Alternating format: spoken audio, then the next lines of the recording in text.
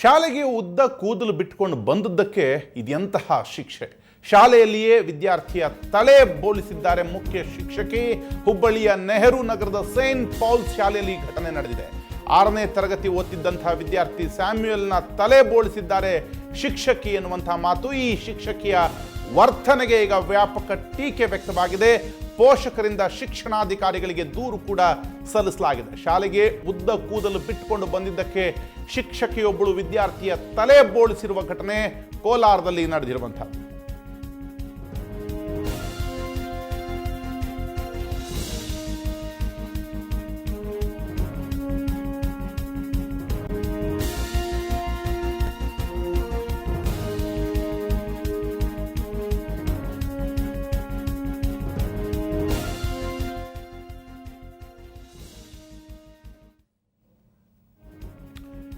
ಇಂತಹದ್ದೊಂದು ಘಟನೆ ಹುಬ್ಬಳ್ಳಿಯಲ್ಲಿ ನಡೆದಿರುವಂಥದ್ದು. ಶಾಲೆಯಲ್ಲಿಯೇ ವಿದ್ಯಾರ್ಥಿಯ ತಲೆ ಬೋಳಿಸಿದ್ದಾರೆ ಮುಖ್ಯ ಶಿಕ್ಷಕಿ. ಹುಬ್ಬಳ್ಳಿ ನೆಹರು ನಗರದ ಸೈಂಟ್ ಪೌಲ್ ಶಾಲೆಯಲ್ಲಿ ಘಟನೆ ನಡೆದಿದೆ. 6ನೇ ತರಗತಿ ಓದ್ತಿರುವ ವಿದ್ಯಾರ್ಥಿ ಸ್ಯಾಮ್ಯುಯಲ್ನ ತಲೆ ಬೋಳಿಸಿದ್ದಾರೆ ಶಿಕ್ಷಕಿ ಎನ್ನುವಂತಹ ಮಾತು.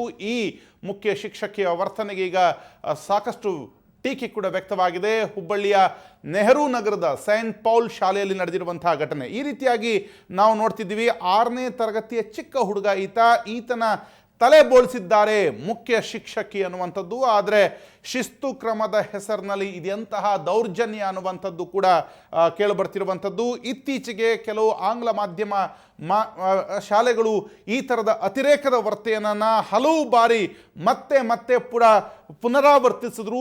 ಆ ವಿಭಾಗದ ಶಿಕ್ಷಣಾಧಿಕಾರಿಗಳು ನಿಜಕ್ಕೂ ಏನೂ ಕ್ರಮ ತೆಗೆದುಕೊಳ್ತಿಲ್ವಾ ಅನ್ನುವಂತಹ ಘಟನೆ ಕೇಳಿಬರ್ತಾ ಇದೆ. ಈ ಹಿಂದೆ ಈ ಥರದ ಅದೆಷ್ಟೋ ಘಟನೆಗಳು ಕೂಡ ನಡೆದರೂ ಯಾವುದೇ ಹೆಚ್ಚುವರಿ ಶಿಸ್ತಿನ ಕ್ರಮ ತೆಗೆದುಕೊಳ್ಳದೇ ಇರುವಂಥದ್ದು. ಇಂತಹ ಘಟನೆಗಳು ಮತ್ತೆ ಪುನರಾವರ್ತನೆಯಾಗಲಿಕ್ಕೆ ಸಾಧ್ಯ ಆಗಿರುವಂಥದ್ದು. ಹಾಗಾಗಿ ಹುಬ್ಬಳ್ಳಿಯ ನೆಹರು ನಗರದ ಸೇಂಟ್ ಪಾಲ್ ಶಾಲೆಯಲ್ಲಿ ನಡೆದಂಥ ಈ ಘಟನೆಗೆ ವ್ಯಾಪಕ ಖಂಡನೆ, ಟೀಕೆ ವ್ಯಕ್ತ ಆಗ್ತಿದೆ ಮತ್ತು ಪೋಷಕರು ಈಗ ಶಿಕ್ಷಣಾಧಿಕಾರಿಗಳಿಗೆ ದೂರನ್ನು ಕೂಡ ಕೊಟ್ಟಿದ್ದಾರೆ.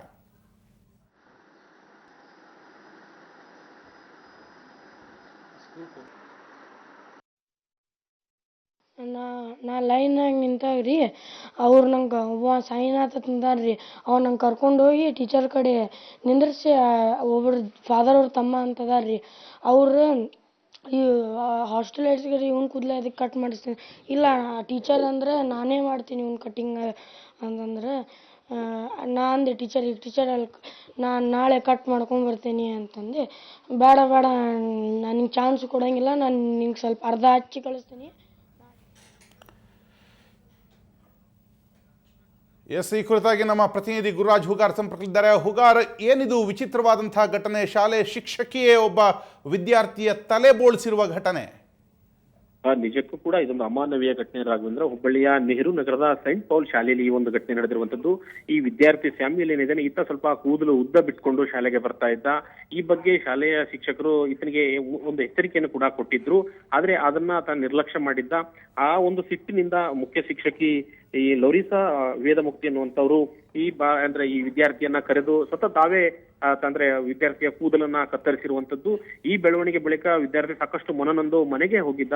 ಮನೆಯಲ್ಲಿ ಪೋಷಕರು ಈ ಒಂದು ಶಾಲಾ ಆಡಳಿತ ಮಂಡಳಿಯನ್ನ ಪ್ರಶ್ನಿಸಿದ ಸಂದರ್ಭದಲ್ಲಿ ಸಮರ್ಪಕವಾದಂತಹ ಉತ್ತರ ಇದುವರೆಗೂ ಕೂಡ ಯಾರು ಕೊಟ್ಟಿಲ್ಲ. ಇದೊಂದು ಅಮಾನವೀಯ ಘಟನೆ. ಸಹಜವಾಗಿ ವಿದ್ಯಾರ್ಥಿಗಳು ಅಂದ್ರೆ ಕೂದಲು ಬಿಡುವಂತದ್ದು ಅಥವಾ ಯಾವುದೋ ಧಾರ್ಮಿಕ ವಿಚಾರಗಳಿಗೆ ಮನೆಯಲ್ಲಿ ಏನು ಆಚರಣೆಗಳ ಸಂದರ್ಭದಲ್ಲಿ ಕೂದಲನ್ನ ಬೆಳೆಸುವಂತದ್ದು ಸಹಜ. ಆದ್ರೆ ಈ ವಿದ್ಯಾರ್ಥಿ ಏನಾದ್ರು ಅನುಚಿತ ವರ್ತನೆ ತೋರಿದ್ರೆ ಅಥವಾ ಅಶಿಸ್ತಿನಿಂದ ನಡ್ಕೊಂಡಿದ್ರೆ ಸಂಬಂಧಪಟ್ಟಂತ ಪೋಷಕರಿಗೆ ಗಮನಕ್ಕೆ ತಂದು ಅವರ ವಿರುದ್ಧ ಶಿಸ್ತು ಕ್ರಮ ಜರುಗಿಸಬೇಕಾಗಿತ್ತು. ಆದ್ರೆ ಮುಖ್ಯ ಶಿಕ್ಷಕಿ ಸಾಮೂಹಿಕವಾಗಿ ಶಾಲಾ ವಿದ್ಯಾರ್ಥಿಗಳ ಸಮ್ಮುಖದಲ್ಲೇ ಈತನ ತಲೆ ಬೋಳಿಸಿರುವಂತದ್ದು ಸಾಕಷ್ಟು ಆಕ್ರೋಶ ಮತ್ತು ಟೀಕೆ ಕೂಡ ಕಾರಣವಾಗಿರುವಂತದ್ದು. ಈಗಾಗಲೇ ಶಿಕ್ಷಣ ಇಲಾಖೆ ಅಧಿಕಾರಿಗಳು ಕೂಡ ಈ ಬಾಲಕನ ಪೋಷಕರು ದೂರನ್ನು ಕೂಡ ನೀಡಿದ್ದಾರೆ. ಶಿಕ್ಷಕಿ ವಿರುದ್ಧ ಅಂದ್ರೆ ಶಿಸ್ತು ಕ್ರಮ ಜರುಗಿಸಬೇಕನ್ನುವಂತ ಒತ್ತಾಯವನ್ನು ಕೂಡ ಮಾಡಿದ್ದಾರೆ.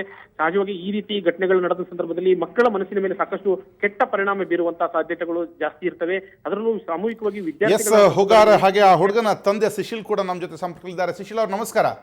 ನಮಸ್ಕಾರ ಸರ್. ಯಾವ ಕಾರಣಕ್ಕೆ ಆ ಒಂದು ತಲೆ ಬೋಳಿಸುವಂತಹ ಪ್ರಕ್ರಿಯೆಗೆ ಮುಖ್ಯ ಶಿಕ್ಷಕಿ ಮುಂದಾಗಿದ್ದು? ಆಕೆಯ ಮನಸ್ಥಿತಿ ಅಂತದ್ದು ಹುಡುಗರ ಮುಂದೆ ಈ ಹುಡುಗನಿಗೆ ಈ ರೀತಿಯಾದ ಶಿಕ್ಷೆ ಕೊಟ್ಟರೆ ಆ ಹುಡುಗನ ಮೇಲೆ ಮಾನಸಿಕವಾಗಿ ಒಂದು ಪರಿಣಾಮ ಬೀಳುತ್ತೆ ಅನ್ನುವ ಕನಿಷ್ಠ ಪ್ರಜ್ಞೆ ಇಲ್ಲದಿರುವಂತಹ ಮುಖ್ಯ ಶಿಕ್ಷಕಿ ಯಾರು ಸರ್? ಸರ್ ಅವರು ಲೋರಿಟಾ ವೇದಮುತ್ತು ಅಂತೇಳಿ ಸರ್. ನಿನ್ನೆ ರೆಗ್ಯುಲರ್ ಆಗಿ ನಮ್ಮ ಹುಡುಗ ಸ್ಕೂಲಿಗೆ ಹೋಗಿದ್ದೆ ಸರ್. ಸಾಯಂಕಾಲ ಬಂದಾಗ ಅರ್ಧ ತಲೆ ಬೋಳಾಗಿತ್ತು.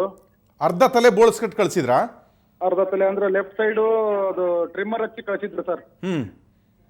ನಾನು ಏನಪ್ಪ ಇದು ಸಾಯಂಕಾಲ ಡ್ಯೂಟಿ ಮುಗಿಸ್ಕೊಂಡು ಮನೆಗೆ ಬಂದ್ರು, ಏನಪ್ಪ ಇದು ಅಂತ ನಮ್ಮ ಟೀಚರ್ ಹಿಂಗ್ ಮಾಡಿದ್ರು, ಕಟಿಂಗ್ ಮಾಡ್ಸಂತ ಹೇಳಿದ್ರು ಅಂತ. ಲಾಸ್ಟ್ ವೀಕ್ 10 days ಬ್ಯಾಕ್ ನಾನು ನಿಂದು ಕಟಿಂಗ್ ಮಾಡಿಸಿನಿ, ಮತ್ತೇನು ಕಟಿಂಗ್ ಮಾಡಿಸ್ಬೇಕು ಅಂತ ಹೇಳಿದೆ. ಅವ್ರು ಕೇಳಿಲ್ಲ, ಮಾಡಿಸ್ಬೇಕು ನಾನ ಮಾಡ್ತೀನಿ ಅಂತೇಳಿ ನಾವು ಟ್ರಿಮ್ಮರ್ ತರಿಸಿ ಏನೋ ಮಾಡಿಸಿದ್ರಂತೆ, ಯಾವ್ದೋ ಹುಡುಗನ ಕರೆಸಿ ಏನೋ ಮಾಡಿಸಿದ್ರಂತ. ಮತ್ತೆ ಅದನ್ನ ಹುಡುಗನ ಇನ್ಮೇಲೆ ಸ್ಕೂಲಿಗೆ ಹೋಗಂಗಿಲ್ಲ ಅಂತ ಏನೋ ಅಂದ. ಅದಕ್ಕೆ ನೀನ್ ಕಟಿಂಗ್ ಶಾಪಿಗೆ ಕರ್ಕೊಂಡು ಹೋಗಿ ನಾ ಅದನ್ನ ಲೆವೆಲ್ ಮಾಡ್ತಕ್ ನೋಡ್ತೀನಿ ಬಾಪ ಅಂತ ಕರ್ಕೊಂಡು ಹೋದೆ. ಆ ಕಟಿಂಗ್ ಶಾಪ್ನವ್ರು ಇದು ಲೆವೆಲ್ ಮಾಡಾಕ ಬರಂಗಿಲ್ಲ ಸರ್, ಇದು ಪೂರಾ ತೆಗಿಬೇಕು ಅಂತ ಪೂರಾ ತೆಗೆದ್ಬಿಟ್ರು. ತಾವೀಗ ಕಂಪ್ಲೇಂಟ್ ಕೊಟ್ಟಿದ್ದೀರಾ? ಯಾರಿಗೂ ಏನು ಕೊಟ್ಟಿಲ್ಲ ಸರ್, ನಾನು ಅಷ್ಟೇ ಮೇಲ್ ಮಾಡಿದೆ. ದಯಮಾಡಿ ತಾವು ಕೊಡಬೇಕು. ಅಲ್ಲಿನ BO ಇರ್ತಾರೆ, ಕ್ಷೇತ್ರ ಶಿಕ್ಷಣಾಧಿಕಾರಿಗಳು. ನಾವು ಕೂಡ ಈ ಘಟನೆಯನ್ನು ಅವರ ಗಮನಕ್ಕೆ ತರುವ ಪ್ರಯತ್ನ ಮಾಡ್ತೀವಿ. ಒಬ್ಬ ಈಗ ಇರುವಂಥ ರೂಲ್ಸ್ ಅಂದರೆ ಪ್ರಾಥಮಿಕ ಹಂತದಲ್ಲಿ ಅಥವಾ ಯಾವುದೇ ವಿದ್ಯಾರ್ಥಿಗೆ ಯಾವುದೇ ಶಿಕ್ಷಕರು ಮೈ ಮುಟ್ಟಿ ಒಂದು ಏಟು ಹೊಡೆಯೋಂಗೂ ಕೂಡ ಇಲ್ಲ. ಮಕ್ಕಳ ಸೂಕ್ಷ್ಮ ಮನಸ್ಸಿಗರಾಗಿರ್ತಾರೆ, ಅವರಿಗೆ ಅವರ ಮಾನಸಿಕವಾದ ಪರಿಣಾಮ ಬೀಳುತ್ತೆ ಅಂತ. ಈ ರೀತಿಯಾಗಿ ತಲೆ ಬೋಳ್ಸಿರುವ ಘಟನೆ ನಿಜಕ್ಕೂ ಅಸಹ್ಯ ಮತ್ತು ಆಕೆಗೆ ನಾಚಿಕೆ ಆಗಬೇಕು. ತಾವು ದಯಮಾಡಿ ಕ್ಷೇತ್ರ ಶಿಕ್ಷಣಾಧಿಕಾರಿಗಳಿಗೆ ದೂರು ಕೊಡ್ಬೇಕು ತಾವು. ಸರ್, ನಾವು ನಮ್ಗಷ್ಟು ಇದ್ರೊಳಗೆಲ್ಲ ವಿದ್ಯೆ ಇಲ್ಲ, ಜ್ಞಾನ ಇಲ್ಲ ಸರ್. ಹುಡುಗರು ಶಾಣೆ ಆಗ್ಲಿ ಅಂತ ಆ ಸ್ಕೂಲಿಗೆ ಹಚ್ಚಿದ್ವಿ. ಪ್ರಾಯಶಃ ನಮ್ಮ ಪ್ರತಿನಿಧಿ ನಿಮ್ಮನ್ನ ಸಂಪರ್ಕಿಸಿರ್ಬೋದು. ನಮ್ಮ ರಿಪೋರ್ಟರ್ ಗುರುರಾಜ್ ಹುಗಾರ್ ಇದ್ದಾರೆ. ಅವರ ಸಹಾಯವನ್ನ ಪಡೆದು ತಾವು ಅಲ್ಲಿನ BO ದಯಮಾಡಿ ಕಂಪ್ಲೇಂಟ್ ಕೊಡಿ ಮತ್ತು ಆ ಶಾಲೆಗೆ ಒಂದು ಎಚ್ಚರಿಕೆ ಕೂಡ ಹೋಗಬೇಕು ಅನ್ನುವಂಥದ್ದು. ದಯಮಾಡಿ ಹೆಲ್ಪ್ ಮಾಡಿ ಸರ್, ನೀವೇನು ಹೆಲ್ಪ್ ಮಾಡಿದ್ರೆ ನಾ ಇದು ಮಾಡ್ತೀನಿ ಸಪೋರ್ಟ್ ಮಾಡ್ತೀನಿ. ಖಂಡಿತವಾಗಿಯೂ ನಮ್ಮ ಅಲ್ಲಿನ ರಿಪೋರ್ಟರ್ನ ತಾವು ಭೇಟಿ ಮಾಡಿ ಮತ್ತು ಅಲ್ಲಿನ ಕ್ಷೇತ್ರ ಶಿಕ್ಷಣಾಧಿಕಾರಿಗಳನ್ನ ಕೂಡ ತಾವು ಕಾಣಬೇಕು ಅನ್ನುವಂಥ ಒತ್ತಾಯ ಕೂಡ ನಾವು ಮಾಡ್ತಿದ್ದೀವಿ. ಧನ್ಯವಾದಗಳು ಸುವರ್ಣ ನ್ಯೂಸ್ ಜೊತೆ ಮಾತನಾಡಿದ್ದಕ್ಕೆ.